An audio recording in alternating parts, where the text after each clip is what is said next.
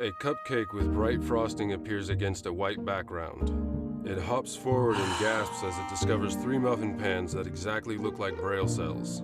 7 more brightly colored cupcakes appear. At the whistled command of the original cupcake, hop into the various muffin holes to form the braille letters TBK. The muffin tins are replaced by the Blind Kitchen logo, green braille letters TBK on a white background. Fade to black. Hello and welcome back to the Blind Kitchen, where you can learn to love to cook again. I'm your host, Deborah Erickson. Today, I'm going to talk to you about your salt cellar. She is wearing a green chef coat, a white apron with the Blind Kitchen logo. Deborah is standing in front of a counter with a salt cellar, pepper cellar, and a pepper grinder. I want you to explore the salt cellar first, and that way, the description I'll give you later will make a lot more sense. It is a jar that is about 3 inches tall and 2 inches wide. Now I want to talk about why this is so adaptive for blind and visually impaired cooks. First of all, it is very stable. Even cooks with perfect vision knock things over sometimes. You're going to have to work at knocking this one over. My salt cellar is sitting in front of me right now with the lid open and completely extended. Make sure that the lid touches the countertop as well. That even makes it more stable.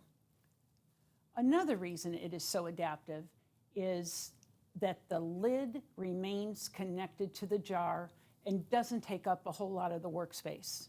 As a blind cook, I like to use my thumb and forefinger to use pinches of salt, especially when I'm seasoning just a small amount of food. This jar is adaptive because it gives you about 2 inches to be able to get your fingers in there, but that's not taking up a lot of your workspace, and I find that very helpful.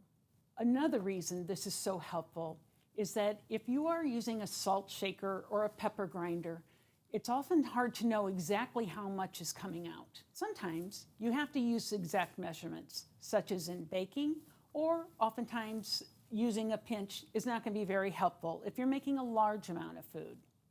That's another reason why this is so adaptive. The jar is just the right size to put in a tablespoon or a 1/4 teaspoon or anywhere in between of the standard measuring spoons. This jar is very good for being able to accommodate even a tablespoon and still having room to be able to scoop up the salt and leveling it off with your finger so that you know you have a perfect measurement without any mess. Again, thank you for being members of the Blind Kitchen community.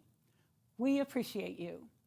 And know that if you have any problems with your cooking, dining, entertaining, eating out, shopping, recipe reading, any challenges you encounter in the kitchen, communicate with us. We love to solve problems, and we'd like to help you solve yours. So in the meantime, happy cooking. The Blind Kitchen logo appears. Fade to black. Neo Creative Productions logo appears. The logo fades to black.